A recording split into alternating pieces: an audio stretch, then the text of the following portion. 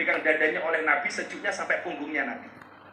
Abdullah bin Abbas itu alim, ternyata pernah didoakan oleh Nabi ketika dadanya dipegang. Mila jenengan suruh maca sumpek macam-macam niku nyuwun sewu. Dodone mang cekel karo maca selawat. Sing biasa kula waca niku Rabbi fangfa nabi barakatihim wahdinal husna bi hurmatihim wa amisna fi tariqatihim wa mu'afatin minal fitan. Dadi lak jenengan mulai sumpek niku dodone mang bayangke didemok kalih Kanjeng Nabi kalih maca niku. Rabbi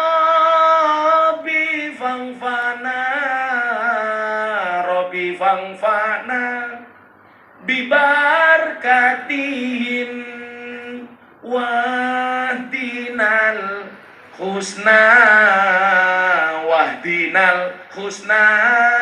bihurmatihin wa amitna fi tariqatihim wa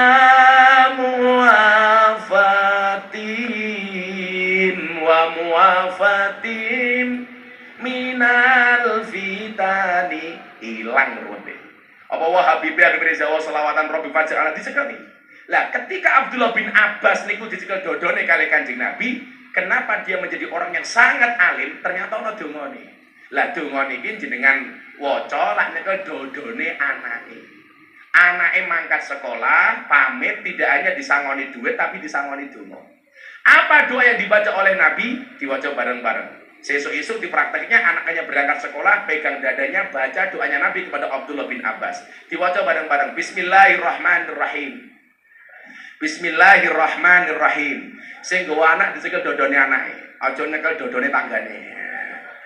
Allahumma uhsyu jaufahu hukman wa ilman. Allahumma uhsyu jaufahu hukman wa ilman. Allahumma uhsyu jaufahu hukman wa ilman. Itu artinya apa Bapak Ibu? Ya Allah ya Rabb, isilah perutnya dengan kebijaksanaan dan ilmu pengetahuan. Kita itu sering anak dikasih uang saku duit tapi lupa didoakan. Nanti jenengan kondur anaknya tidur, pegang dadanya diselawati dulu. Allahumma sholli ala sayyidina Muhammad wa ala ali sayyidina Muhammad. Allahumma usyu jawfahu hukman wa ilman. Allahumma usyu jawfahu hukman wa ilman. Keren. Sholawati. Ya Allah ya Rabb, mudah-mudahan anakku seperti Abdullah bin Abbas. Al-Fatihah mandi.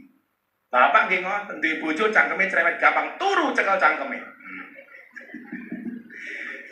Ya Allah, sholli ala Nabi Muhammad. Nah, Bapak Ibu rahimakumullah. Salah satu bentuk yang perlu kita pantaskan itu apa? Hati kita. Kita seringkali berlomba-lomba memantaskan fisiknya. Buktinya apa? Mau berangkat pengajian dandan sing ayu-ayu. Bahkan mungkin lebih lama dandane tinimbang ngrungokke pengajian. Allah rupamu lagi lho sing arep kipas-kipas. Dia itu kipas-kipas bukan karena takut sumuk, bukan. Tapi karena takut alisnya hilang, luntur. Alis ngono kaya galengan to yu.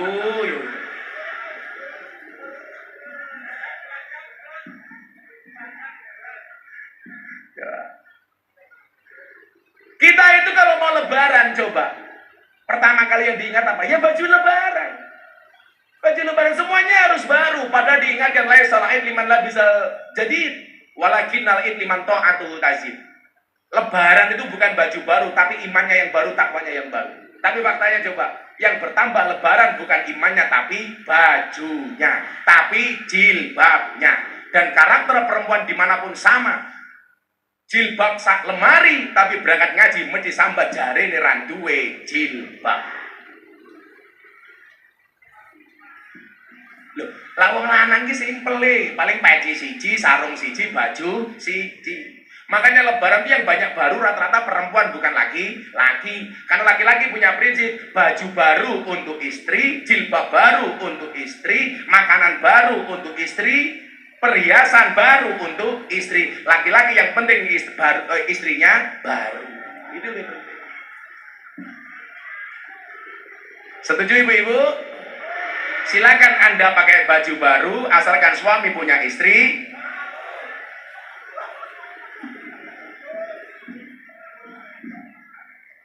Nah,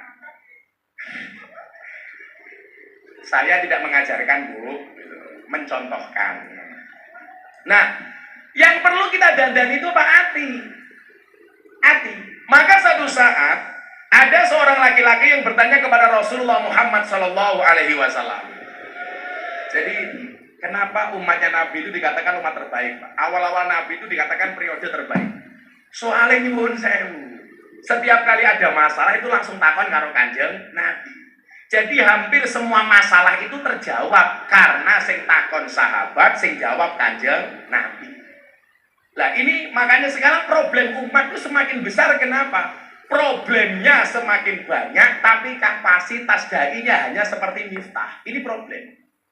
Kalau dulu ada masalah yang jawab siapa? Langsung Nabi. Makanya Nabi itu orang yang tidak pernah lupa, tapi kadang-kadang oleh Allah didesain untuk lupa. Lah Kanjeng Nabi itu nggak mungkin lali, Pak. Tapi kadang-kadang Allah perlu mendesain Kanjeng Nabi untuk lali. Supaya apa? Kalau nanti umat punya problem yang sama, wis duwe contoh kaya Kanjeng Nabi. Contoh, Nabi itu pernah sholat duhur 2 rakaat. Begitu selesai didatangi sama sahabat, Kanjeng Nabi, apa ini syariat baru? Kok tumben sholat duhurnya 2 rakaat? Begitu Nabi melakukan itu langsung kembali ke masjid nambahi 2 rakaat. Sehingga hari ini kalau ada umat ndelala sholatnya lali mung 2 rakaat, kuwi duwe contoh kaya contone Kanjeng Nabi. Contoh malih, Nabi itu kan jarang kok subuh kok kawanan kaya awake dhewe niki lah jarang. Lah kelas tiyang kaya niku lak ya subuh man usul ini tambahi usolli fardhu subhi kawanan lillahi ta'ala. Wis jam 4 Kanjeng Nabi ngantuk. Dawuh karo Bilal bin Rabah si muadzin yang paling viral. Bilal, kamu jangan tidur, saya ngantuk, nanti subuh saya dibangunkan. Bilal nggak apa-apa Nabi, saya akan jaga. Nanti waktunya subuh, saya akan bangunkan Nabi. Delala baik Bilal melu keturun. Ikut-ikutan tidur. Begitu bangun, matahari sudah agak tinggi, diperkirakan jam 9 pagi. Kamongko urung sholat subuh. Kanjeng Nabi bangun, Bilal, katanya kamu mau menjaga tidur saya, kenapa kamu kok malah ikut-ikutan tidur? Alah Nabi wong jenengan mawon ngantuk napa meneh kula. Akhirnya napa? Disitulah kemudian kita diajarkan sholat subuh dengan cara qadha. Kalau nggak ada contoh Kanjeng Nabi kesiangan, Pak, kita bingung kalau tangis siang sholat subuhnya bagaimana. Jadi Kanjeng Nabi salah mawon itu ada hikmahnya. Maka Kanjeng Nabi itu sebenarnya nggak pernah lupa, tapi oleh Allah kadang-kadang didesain untuk lupa. Lah ini satu ketika ada sahabat bertanya begini kepada Nabi, Nabi, akhlak yang baik menurut Nabi itu seperti apa? Nah, ini kan halal bil halal, ya? Halal bil halal. Maka hari ini yang datang minta maaf, saya maafkan. Yang datang minta THR, saya minta maaf.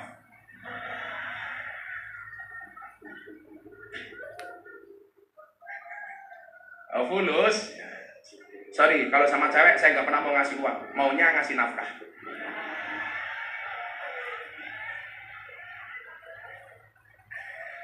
Lata nafkah itu kayak gini ya rugi aku. Apa gunanya mengenal cinta jika pada akhirnya mendatangkan luka? Lebih baik mengejar cita-cita agar bisa membahagiakan kedua orang tua. Nah, karena membahagiakan kedua orang tua itu lebih baik daripada membahagiakan janda. Apalagi janda tua. Sakno. Ketok ibu korban janji. Dari sekian banyak korban gempa bumi dan bahkan korban tsunami, ternyata hanya korban janji yang paling sulit untuk dievakuasi. Mendengar pertanyaan ini, ternyata jawaban Nabi itu adalah Nabi Muhammad SAW menjawab dengan satu ayat dari surat Al-A'raf ayat 199. Ayat 199. Akhlak yang baik itu seperti apa menurut Nabi? Khudil afwa wa'mur bil urfi wa'arid anil jahilin. Akhlak yang baik itu ternyata isinya 3, Bapak Ibu. Berapa? 3. Yang pertama, akhlak yang baik menurut Al-Quran yang disampaikan oleh Nabi, khudil afwa, ambillah sifat memaafkan. Ada satu problem menarik. Kita itu kalau udah benci sama orang, kebaikannya pun biasanya nggak kita lihat. Betul? Maka harusnya hari ini kita fair. Saya nggak mau terjebak di perdebatan soal Habib. Bagi saya hari ini fokuslah kepada masing-masing. Umpamane kaya Habib Reza, wong iso selawatan kaya ngene mosok mau benci. Berarti mau takoni tes nasab, tes DNA ora penting. Siapapun dia punya sumbangsi untuk agama harus kita hormati, betul? Kue arep iki arep Habib, yang penting kamu sibuk selawatan, pengajian, mau itu hasanah, ada ilmu, ada iman, ada takwa, kita hormati. Gitu saja. Nah, ini yang menjadi problem hari ini adalah ketika kita sudah benci sama seseorang, kebaikannya pun tidak pernah kita lihat. Tapi sebaliknya, kalau sudah senang sama seseorang, kejelekannya pun juga tidak akan nampak. Wa ainu ridu an kulli aibin kalilatin wa ainu sufti an kulli khairin tubdil masawiyah. Sekarang saya kasih contoh bagaimana akhlak Nabi kepada orang yang mohon maaf Nabi sendiri benci. Apakah Nabi pernah membenci orang? Pernah. Siapa salah satu orang yang dibenci Nabi? Wahsy, orang yang membunuh pamannya Nabi, Sayyidina Hamzah. Kenapa? Karena Sayyidina Hamzah ini adalah ahabban nas ila Rasulillah sallallahu alaihi wasallam. Orang yang sangat dicintai oleh Nabi. Dipateni sama orang namanya Wahsy. Nabi itu benci banget sama namanya Wahsy. Tapi satu ketika Wahsy ini masuk Islam. Ayo bicara. Orang yang membunuh pamannya akhirnya tobat masuk Islam. Orang zaman dulu itu baca syahadatnya mesti kepada Kanjeng Nabi. Kalau artis-artis Indonesia banyak masuk Islam dibimbing oleh Gus Miftah. Saya di 2 hari ini mengislamkan orang 5 orang. Di pondok kemarin 4, salah satunya suaminya artis KDI dari Batam, kemarin siang di Pabelan, Semarang. Saya tuh alhamdulillah di mana-mana saya banyak dikafir-kafirkan sama orang. Miftah kafir, tapi alhamdulillah saya paling banyak mengislamkan orang kafir. Sementara saya ngafir-ngafir kayak aku cangkeme ra tau nglebok ke Islam. Makanya saya sampai Miftah kafir, ora apa-apa syahadat meneh. Rampung. Oh, supaya Habib Reza dilakukan nasabnya, wis monggo, sing penting aku selawatan gitu aja Habib. Gitu. Itu lebih bagus daripada aku ki cucune Kanjeng Nabi sangat penting kayak gitu. Sing nilai akhirnya Allah. Santai saja. Dan jenengan ora usah banding-bandingin pun. Saya itu paling nggak suka banding-bandingin. Aku senang sama Habib itu, nggak suka dengan kiai itu.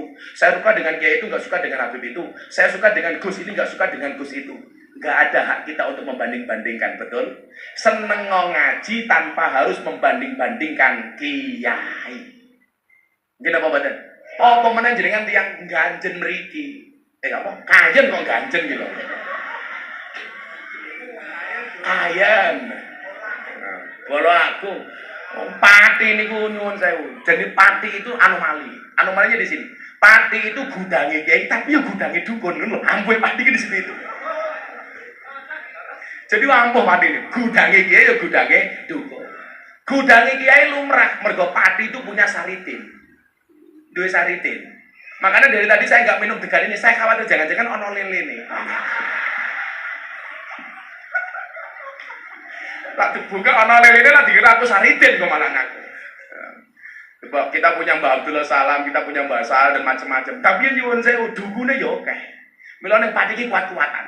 Kuat dukune apa kuat kiai ini. Itu mbiyen, tapi alhamdulillah sakniki mohon ketua PWNU saking Pati Gus Rozin. Alhamdulillah. Nah, akhirnya apa? Si Wahsy ini masuk Islam. Nabi, saya masuk Islam, saya tobat. Apakah tobatnya si Wahsy diterima? Diterima. Sing Islam ke Wahsy siapa? Ya Nabi. Tapi secara basariah, secara kemanusiaan, Nabi itu tidak sanggup kalau ketemu dengan si Wahsy. Kenapa? Karena setiap kali melihat si Wahsy, Nabi Muhammad ingat dengan pamannya Sayyidina Hamzah.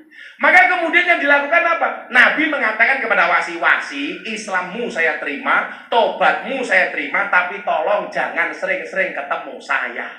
Ini fair, Pak. Orang seneng karo wonge, tapi Islam kebaikannya diterima. Mong nyuwun sewu, secara basariah Nabi nggak sanggup kalau melihat wajahnya si Wahsy. Caranya bagaimana? Wahsy, tobat Anda saya terima, tapi tolong jangan sering-sering ketemu saya. Kanjeng Nabi mendudukkan perkara secara fair. Islamnya Wahsy tetap sah. Kebenaran dari Wahsy tetap diterima.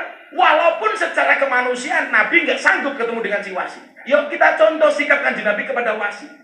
Karena bisa jadi kita itu nggak cocok sama orang. Tapi jangan mengingkari kebaikannya. Contoh, jenengan ra cocok karo Pak Lurah entuk. Tapi kalau Pak Lurah bener ya kudu awakmu dukung senajan to ra cocok pribadine Pak Lurah. Contoh, Pak Lurah mempunyai kebijakan bagus, seneng. Tapi aku rasa seneng Gus, Lurahnya senengane karaoke, umpamane. Itu persoalan lain. Endi Lurah? Ya bro, karaoke bro.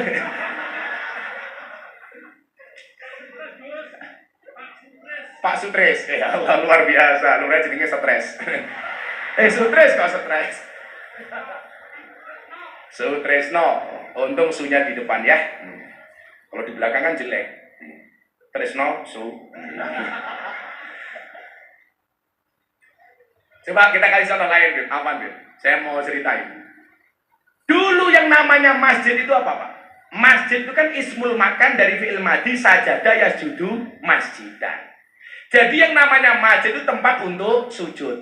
Makanya zaman Nabi Pak Lurah, yang namanya masjid itu hanya tanah kosong yang digaris, dikai batas. Makanya jangan kaget kalau dulu zaman Nabi itu ada pohon kurma di dalam masjid. Pernah itikaf menggunakan tenda. Lah sekarang Bib, masjid sudah ada atapnya, sudah ada temboknya, ada karpetnya. Itikaf di dalam masjid kok nganggo tenda, malah kayak anakku latihan kemah. Coba yang viral di TikTok kemarin. Ya tante, itikaf di dalam masjid pakai tenda.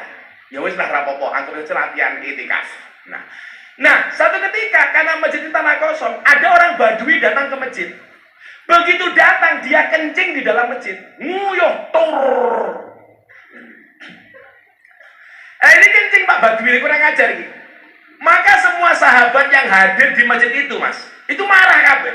Semuanya melaknat, semuanya mencaci, memaki. Kurang ajar, nguyuh nih juru masjid, ora sopan dan lain sebagainya.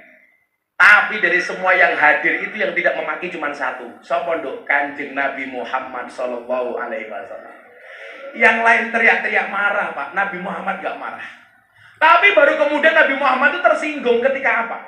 Setelah air kencing itu dibersihkan, kemudian si Badui ini mengangkat tangannya kemudian berdoa. Lah, doanya ini yang membuat Nabi Muhammad tersinggung.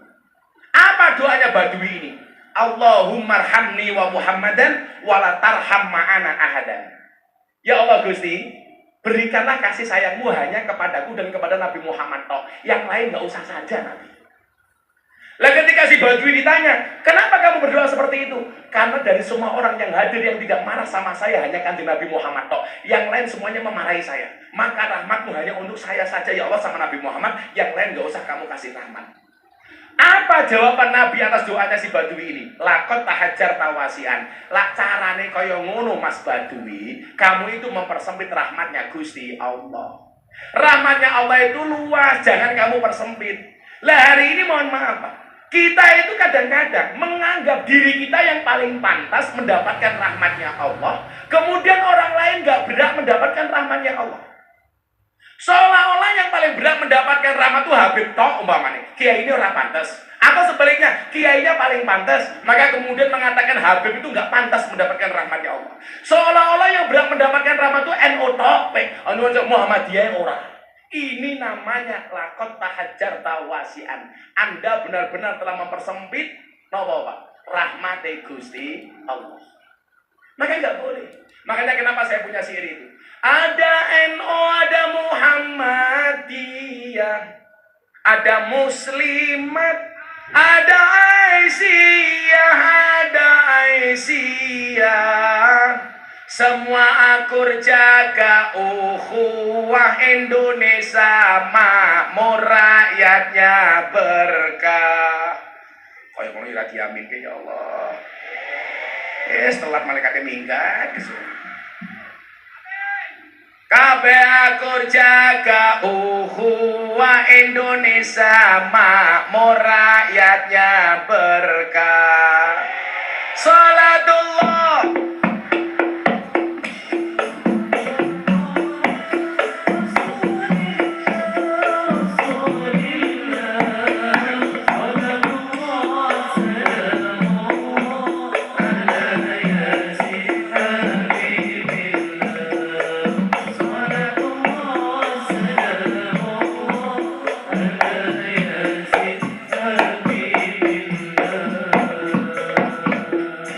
Bapak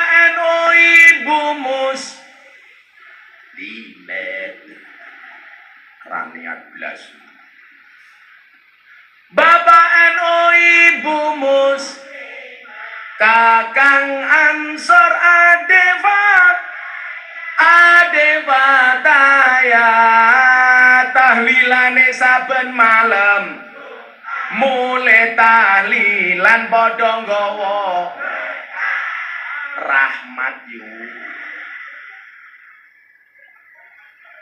badokan kok sendiri.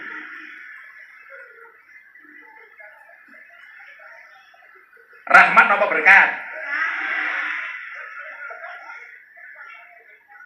Tahlilane saben malam mulai tahlilan padha nggawa salatullah salamullah ala toha rasulillah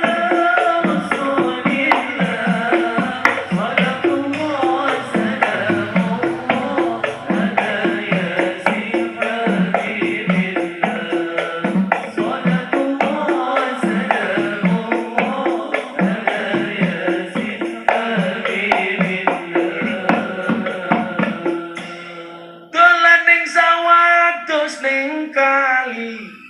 kayu nongko digawe lemari Habib Reza gagah lan sregep ngaji okeh rondo sing jaloti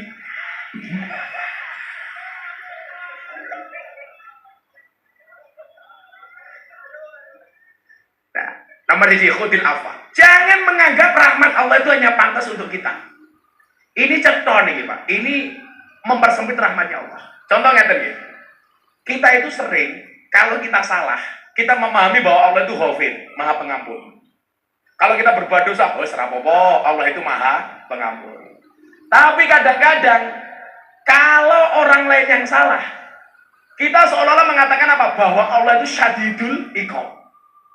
Allah itu seolah-olah galak, tidak Maha Pengampun. Makanya saya itu mohon maaf, Pak. Saya punya masalah dengan Allah itu jauh lebih sepele dibandingkan punya masalah dengan manusia. Soalnya apa? Allah itu Maha Pengampun, tonggomu Maha Pengingat.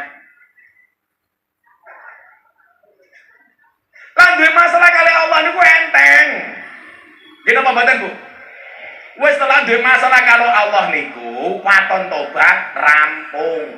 Gini apa mboten? Tapi lah ada masalah kalian menungso abot. Soalnya apa? Hari ini kita hidup di satu zaman di mana punya masalah sama satu orang, yang ikut judes 5 orang, yang ikut benci 15 orang, sing gosip wong sak kampung.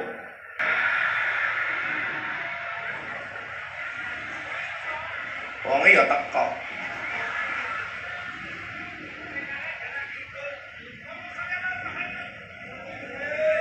Lah sing jilbabe ijo insyaallah lah.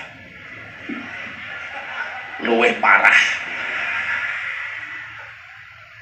Makanya hati-hati, Anda yang suka membicarakan orang lain. Imam Syafi'i dawuh ngeten. Lisanuka la tadkur bi auratam riin. Kenapa? Fakulluka auratun walinasi alsunun. Hati-hati. Jangan pernah kamu gunakan lisanmu untuk menyebutkan aibnya orang lain. Kenapa? Karena masing-masing di antara kamu punya aib, sementara orang lain punya lisan. Kalau Anda membicarakan aib orang lain menggunakan lisanmu, ingatlah orang lain juga punya lisan untuk membicarakan aibmu. Maka konsepnya apa? Aslih nafsaka yasluh lakan nas. Perbaikilah dirimu, maka orang lain akan berbuat baik kepadamu. Jangan dibalik. Saya mau berbuat baik kalau orang lain berbuat baik sama saya. Kebalik. Tuntutlah dirimu untuk berbuat baik, jangan menuntut orang lain untuk berbuat baik. Makanya saya bilang, saya itu tidak minta untuk dihormati, tetapi saya menuntut diri saya untuk bisa menghormati orang lain. Saya lebih baik dihina tapi dalam posisi menghormati orang lain daripada saya menghina tapi saya tidak bisa menghormati orang lain. Mana itu santai, Bim. Saya mau dibully kayak apa, saya nggak pernah sakit hati. Yang bully saya malah kena mental. Setiap kali bulian macam-macam. Contoh ini pilpres, miftah money politik, bagi-bagi duit. Jadi kiai sugih ki repot, Bim. Sugih dirasani, kere nggak direken. Lah, pilih repot pokoknya. Nompo amplop dirasani, dom-dom duit dirasani. Seluwih HP aku ngedum duit dirasani daripada orang rasani yuran duit-duit modal gue. Ayo gue. Undang-undangnya gini. Sing rumangsa kamu sakit hati gara-gara orang ngerasani kamu, menjelek-jelekkan kamu dan lain sebagainya. Digawe seneng saja. Karena orang beragama itu harus apa? Wa bi rahmati fa bidzalika falyafrahu. Beragama itu harus asik. Makanya ibu itu pengajian asik, jilbabnya abang, roknya abang, tungkae selonjorke. Ya Allah. Orang rumangsane tungkakmu meletek-meletek to yu.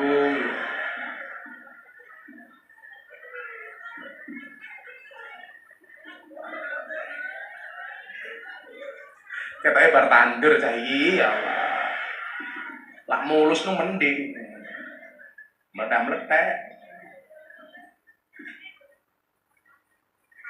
Buah belimbing, buah pisang, raine glowing, kakinya belang-belang, kakinya belang-belang.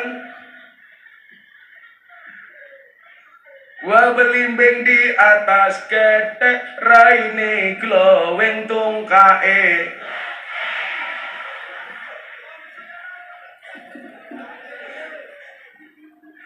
Tapi ya apa-apa, sing oleh rahmate Gusti Allah ora mung sing mulus tok. Sing tungkae mletek ya berhak mendapatkan rahmate Gusti Allah. Mila jenengan tak dongake yo, Mbah, muga-muga rahmate Gusti Allah teko bersama Israil.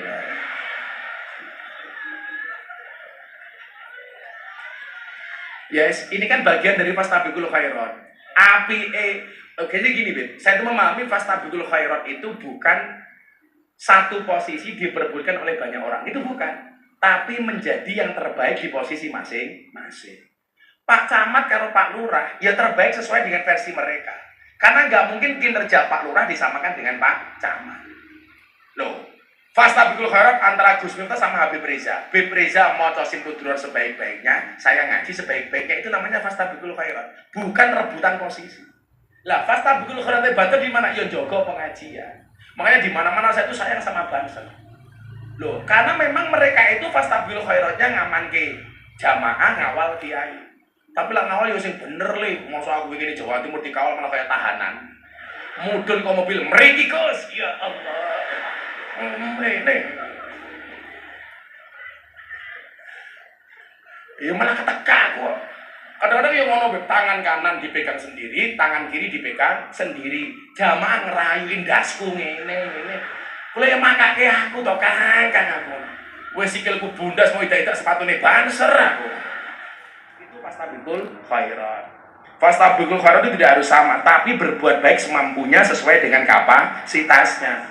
Jenengan ra kudu sedekah niku kaya kula nyanyo. Saya itu punya prinsip, orang kaya itu bukan yang banyak, bukan seberapa banyak yang dia miliki, tetapi seberapa banyak yang dia bagi. Duwe oke kaya apa tapi pelit bagi saya enggak sugih. Makanya dulu guru saya pesan, irilah dengan dua orang. Satu, orang yang banyak ilmu menghabiskan ilmunya untuk mengajar, menghabiskan waktunya untuk mengajar. Atau yang kedua, orang yang banyak harta dan menghabiskan uangnya untuk sedekah. Itu baru ngiri. Jadi awak mungkin pengen bahagia, aku kudu ngenteni sugih. Maka Gus Miftah bilang, tetaplah hura-hura walaupun kamu belum kaya. Ingat, uang bisa dicari, tapi membuat sakit hati orang iri, kapan lagi? Wah. Ngono Pak Lurah, santai wae Pak Lurah. Aja baperan. Lurah baperan cepat mati Pak Lurah. Insyaallah, besok wis 8 tahun perpanjangan masa jabatan, Lurah ngundang pengajian sendiri. Orang kan bayar cukup pakai BLT.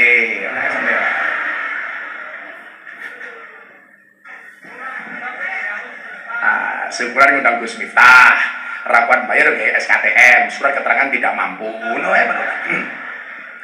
Pemerintah tuh bijak. Kenapa Lurah diperpanjang 8 tahun? Karena pemerintah tahu modal Lurah durung balik gitu saja. Aman Pak Lurah. Yang nomor 2, wa'mur bil urfi. Perintahlah kepada sesuatu yang baik. Nah, kalau kita belum bisa berbuat baik dengan harta kita, minimal aja apik. Makanya nyuwun sewu nggih, panitia pengajian iki top nih. Iki sing panitia itu yang kalungan-kalungan kaya sapi kurban kita kandhani. Jangan menghinakan panitia pengajian. Wes, langsung dicopot wes. Kita itu punya guru hebat di Jakarta, namanya Habib Muntir Al Musawwa. Habib Mundir ini pernah menggelar maulid di Monas yang hadir ratusan ribu orang. Kita tahu lah Habib Mundir. Selesai majelis besar, Habib Mundir itu seneng banget. Kenapa? Berhasil membuat acara maulid memuji Kanjeng Nabi dihadiri ratusan ribu jamaah. Beliau berpikir ini pasti Kanjeng Nabi senang dengan Habib Mundir atas apa yang telah beliau lakukan dan dedikasikan. Delalah sare tidur. Habib Mundir itu orang yang sering mimpi ketemu Kanjeng Nabi. Tapi mohon maaf Habib, afwan, karena saya cinta dengan Habib Reza, dengan Habib Yasin. Gak usahlah kita itu kadang-kadang terlalu hiperbola menceritakan mbah-mbah kita dulu. Masa ada Habib yang menceritakan, saya punya mbah, saya punya Habib cerita bisa mikrot sehari 200 kali. Ki opo tot? Kok ngalah-ngalahi Kanjeng Nabi itu? Kita nggak usah umat itu dibodohi dengan hal-hal seperti itu, betul? Mbak sing nyata-nyata mawon, ini saya punya jet, punya guru, wajahnya bersinar, sampai satu ketika dibuka, muridnya terkejut sampai mati gara-gara melihat sinarnya Habib melebihi neon. Ya Allah, ini aku genset sangka ngendi, aku ya ngono. Nggak usah hiperbola lah. Cukuplah kayak Habib ini selawatan, tibaan, situ duror, malah seneng gini apa badan? Sapa ngerti mulai godol bojo anyar, Beb. Udah suat, Beb. Alhamdulillah. Mas Nabi. Double, Beb. Laki-laki itu punya istri 4, itu Superman, Beb. Punya istri 3, Powerman. Punya istri 2, Gentleman. Punya istri 1, Cemen. Ibu-ibu padi lebih suka punya suami Superman apa Cemen? Kandani wong wedok dilawan. Serah kalau dinyang wong wedok itu. Makanya saya bilang, memang benar. Perempuan itu bahasa Arabnya asal katanya sama dengan cermin. Perempuan itu bahasa Arabnya apa? Mar'atun. Cermin bahasa Arabnya apa? Mir'atun. Pertanyaannya, kenapa perempuan itu seperti cermin? Karena hati perempuan seperti kaca. Kalau sudah pecah tidak akan pernah utuh kembali. Makanya perempuan itu karakternya satu. Kalau disakiti nggak pernah lupa, kalau menyakiti nggak pernah ingat. Itulah perempuan. Masuk. Makanya kejam mau itu. Kandano sak pinter-pinter kiai, sak alim-alim iki dikita bojone dadak. Termasuk Kapolsek. Lah ning kantor galak ya ning omah ya kik. Aku ki ndek kanca jenderal karo bojone mung remuk padake. Wong wedok dilawan. Gus Miftah, ya Allah Bu, luwih parah. Bedane wong lanang karo wong wedok niku siji, Bu. Orang laki-laki itu semakin kaya dia semakin butuh perempuan. Tapi perempuan semakin kaya dia tidak butuh laki-laki. Makanya bagi perempuan duit itu lebih penting dibandingkan suami. Makanya itulah alasan kenapa banyak laki-laki dari Kayen yang berangkat ke Korea. Karena rasanya menggui, Pak. Orang ketok wujudmu ra masalah, sing penting teko duitmu. Betul Pak Lurah? Bojone tangi turu kon mangkat golek duit. Sore dijaluki duit, arepe turu ngrembug duit, tangi turu ngitung duit. Nganti ibu-ibu rupane kaya duit. Lucune wong wedok itu satu, suami suruh mencari uang tapi tidak boleh pegang uang. Kalau kamu suruh suami bisa mencari uang, tidak boleh memegang uang, rabio karo tuyul. Sengit aku. Karakternya perempuan itu satu, kalau uang sudah masuk kepada perempuan, nggak mungkin kembali kepada suami. Jangankan ke uang suami, uangnya anak lebaran loh. Hilang, Beb, gitu. Perempuan itu kan kalkulatornya isinya cuma tambah-tambahan sama kali-kalian, nggak ada pengurangan apalagi pembagian. Wong wedok menang ane kaya ngono. Boyo kamu itu perhatian dikit sama suamimu, dibila-bilain pergi jauh ke Korea untuk menafkahimu. Maka ya tolong jangan sakiti hatinya. Sudah suami suruh pergi ke Korea, kamu di sini malah main-main sama suaminya tetangga.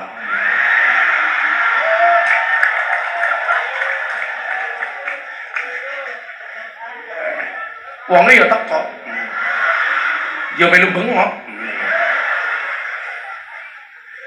Jilbabe biasanya ireng.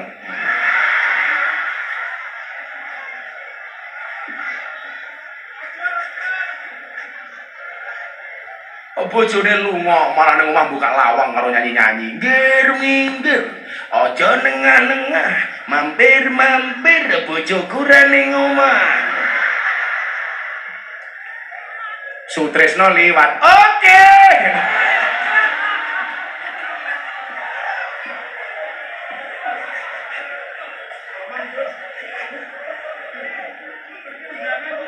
Ngaturke undangan. Pengajian karo Gus Miftah.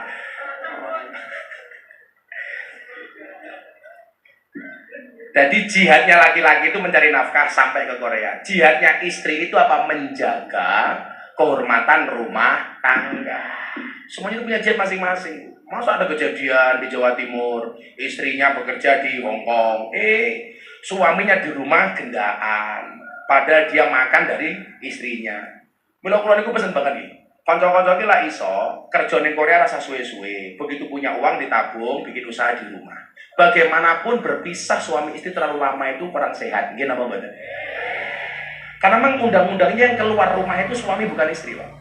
Karena ketika Nabi ditanya begini, Nabi bagaimana Anda membagi antara rumah tangganya Sayyidina Ali dengan Siti Fatimah? Bagaimana Anda membagi tugas antara Sayyidina Ali dengan Fatimah? Lu malah cengengesan aja loh gue. Orang lucu kok guyup, menurut saya gitu.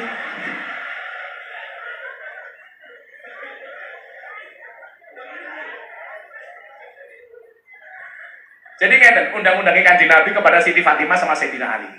Sayyidina Ali itu mantu Siti Fatimah, putra, anaknya Kanjeng Nabi.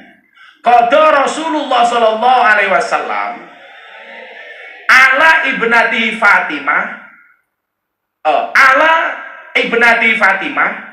Beliau membagi tugas untuk Siti Fatimah untuk mengurusi urusan di dalam rumah. Wa Ali bi kharijim minal bait, sementara Ali itu untuk mengurusi urusan di luar rumah. Pertanyaannya begini, berarti kalau berdasar hadis ini sebenarnya perempuan boleh bekerja enggak? Sebenarnya boleh, tapi kalau bisa jangan jauh-jauh dari rumah. Makanya yang bekerja di Korea sebisa mungkin yang laki-laki. Perempuan nggak usah ke Korea, tapi lah kepepetin itu urusan jenengan lah. Kulo ngomong sak tenane. Kalau mbak kemudian harus bekerja di sana, kamu ingat di rumah kamu juga punya suami, punya anak. Oh jadi orang malah kayak gadis. Kadang-kadang gadis songko pati nikah dari padu udah punya suami, pergi ke Korea, gayanin telung sumi bib. Pakaiannya melu-melu artis Korea, K-pop. Ayo, kayak siapa? Blackpink. Padahal bentuknya kayak Black Rupo. Kan jurah pantes. Lah cewek Korea Pak Lurah pakai pakaian seksi, ya pantes. Wong wayu putih mulus, dia bocah kaya, ya Allah. Sikile meletek-meletek kok pakaiannya seksi. Kalau zaman dulu ada celana namanya Hawaii di atas dengkul, sekarang ada baru wahai. Dhuwur banget kok, hai. Kan kulo sering ngaji di luar negeri. Ya enggak begitulah. Jadi perempuan tuh boleh bekerja. Kalau kepepet di Korea monggo, tapi kalau bisa jangan jauh-jauh dari rumah. Kalau saya dari awal bilang sama istri saya, cukuplah kamu menjadi tulang rusukku, biarkan aku menjadi tulang punggung. Karena saya punya prinsip laki-laki itu tulang punggung, bukan tulang tulung. Ngono Pak Lurah. Makanya istri saya nggak bekerja Pak Lurah. Kepepet istri bekerja, monggo. Tapi jangan sampai melupakan kodratmu sebagai seorang istri. Ini kemauan. Gus, kalau pengen kerja bantu suami, monggo. Tapi ingat, silakan. Tapi ingatlah kodratmu sebagai seorang istri dan perempuan. Gus, kenapa istri harus bekerja? Iya, istri harus bekerja. Kenapa? Karena suami hanya titipan. Kalau tidak diambil Allah, minimal diambil mantan.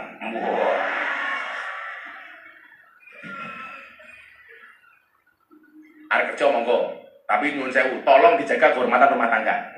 Lakinya penak jawab, aku rondo kok Gus. Ya Allah. Jenengan rondo? Kau punya suami? Ya sudah, berarti gak boleh saya kasih uang, dosa. Mengganggu rumah tangganya orang lain. Saya nggak mau ngasih uang para perempuan, maunya ngasih nafkah. Fasta bikul khairat ki aku ngaji kowe dodol ngono. Menara payu yo disyukuri. Kamu kan penjual es harus optimis, cepat atau lambat pasti cair.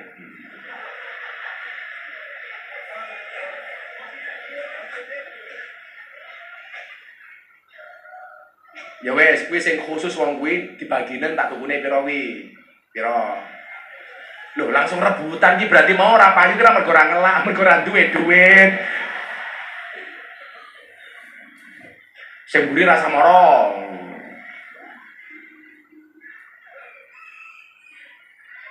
Langsung entek kok piye? Ya aku mulai ya, aku mulai. Pira? 75. Ya tak kaya 100. Ya. Yang serkan kae. Ya wis piye-piye niku jihad niku anak bojone kok. Ora apa-apa. Shallu ala Nabi Muhammad. Iki loro meneh kok wis isuk banget ya. Kesel iki aku. Wa'mur bil urfi. Perintahlah untuk melakukan sesuatu yang baik semampune mawon. Kayak dalu menika. Saya minta satu hal malam hari ini untuk berbuat baik. Apa, Gus? Jangan tinggalkan sampah malam hari ini. Sing rumangsa nggawa sampah silakan dibawa pulang masing-masing. Setuju? Islam ki ngajarke an-nadhafatu minal iman, kok saben pengajian malah numpuk sampah. Nggih napa mboten? Sederhana saja, pungut yang ada di depanmu dan di belakang dan di bawahmu. Selesai. Saya itu malu, Bu, kalau pengajian di mana-mana. Begitu pengajian sampahnya berserakan di mana-mana. Yuk, hari ini kita wa'mur bil urfi, perintah baik. Berbuat baik itu nggak perlu abot-abot. Contoh, kalau memang orang kaya bisa sedekah dengan uangnya, orang miskin sedekah dengan apa? Dengan doanya. Dengan doanya. Gus, saya punya tenaga. Dengan tenaga. Rumangsani pengajian sing nglagati bocah Korea. Ya wes, aku bantu mungut sampah yang ada di tempat saya. Kan selesai. Nggih, mboten? Setuju? Malam hari ini habis pengajian nggak ada sampah yang berserakan. Bawa pulang, tumpuk dari siji. Ini bagian dari wa'mur bil urfi. Diresihi. Saya itu Afan, kalau pengajian di tempat saya itu kan saya ada rutinan 2 kali. Sholawatan sama Bim Zaidan, malam Rabu Wage, sama malam Ahad Paing, mujadah di Khofilin. Saya itu kadang-kadang kalau keluar, lihat makanan yang masih ada itu nangis. Saya itu paling nggak bisa melihat makanan dibuang. Makanya kalau ambil makanan, saya itu pasti bersih. Mesti bersih. Jangan sampai menyisakan makanan. Kudu bersih. Itu bagian dari wa'mur bil urfi. Bu, biasakan resi. Ayo, saya pengen malam hari tempat pengajiannya seresi raimu.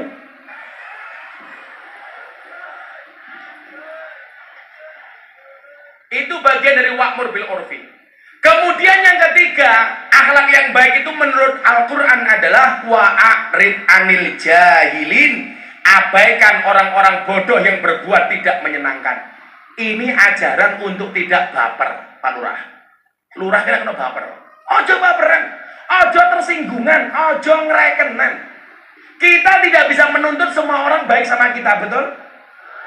Kita itu siapa kok nuntut semua orang harus baik sama kita? Sebaik-baik kamu pasti ada orang yang tidak suka. Makanya santai mawon. Kok kamu dijatuhkan? Berpikir positif, berarti kamu tinggi. Kok kamu dijelekan? Berarti kamu baik. Kok kamu dielek-elek? Kowe iki apik. Kok ada orang membaik-baikkan dirinya sendiri, berarti dia jelek. Betul, Bu? Wa'arid anil jahilin, jangan baperan. Kok ono organisasi, kok ada anggotanya, pengurusnya kok baperan, ora bakal maju. Duwe lurah kok baperan, ora bakal maju. Undang-undangnya jadi pejabat di Indonesia itu Pak Lurah. Kalau dia baik jangan minta untuk dipuji, kalau salah siap-siap dicaci maki. Camat yo ngono. Jangan minta dipuji, tapi siap dicaci maki. Bayangno, tanggung jawab Pak Lurah sak desa wong 5.000 abot. Apa meneh tanggung jawab Pak Jokowi. Imam salat ngimami wong 50 mawon diprotes karo makmum. Apalagi ngimami negara, ngimami salat baru mau salat diprotes. Rasa suwe-suwe ngono kok piye? Mending nih, begini Jakarta imamnya ini gua ya, karena show off ning ngarepku. Delalah lali. Bismillahirrahmanirrahim. Inna mandep. Kita kan bingung, ini karena inna anzana, inna atoina, apa inna fatahna, laka fatah mubina. Di mana? Inna, aku tambah mumet, ini karena ngomong apa? Saya nomor dulu balik ini mana? Bismillahirrahmanirrahim. Inna, akhirnya bocah cilik bengok. Inna lillahi wa inna ilaihi rajiun.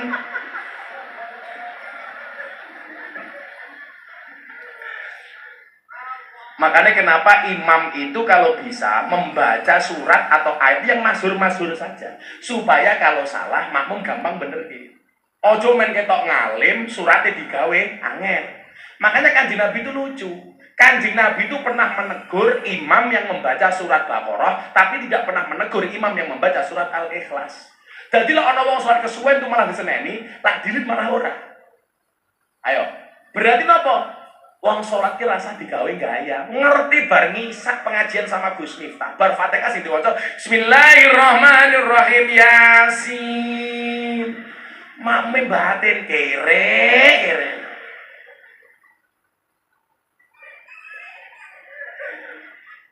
Bar ngisak ana pengajian wis diwaca Yasin malah Qur'anil Hakim yo kesuwen. Malah digawe falyafrahu saja. Maka wa'arid anil jahilin, akhlak yang baik itu menurut Kanjeng Nabi adalah abaikan orang bodoh. Orang mau ngomong apa silahkan, tapi jadilah yang terbaik. Sekali lagi saya bilang, kita tidak bisa ngatur ombak, tapi kita bisa belajar berselancar. Kita tidak bisa ngatur omongan orang lain kepada kita, tapi kita bisa ngatur bagaimana menghadapi omongan orang lain kepada kita. Moga-moga kabeh selamat, amin. Sudah jam 2 pengajian selesai. Hasbi Rabbi Jalallah ma fi qalbi ghairullah Nur Muhammad sallallahu la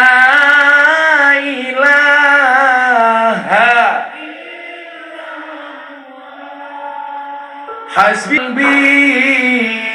ghairullah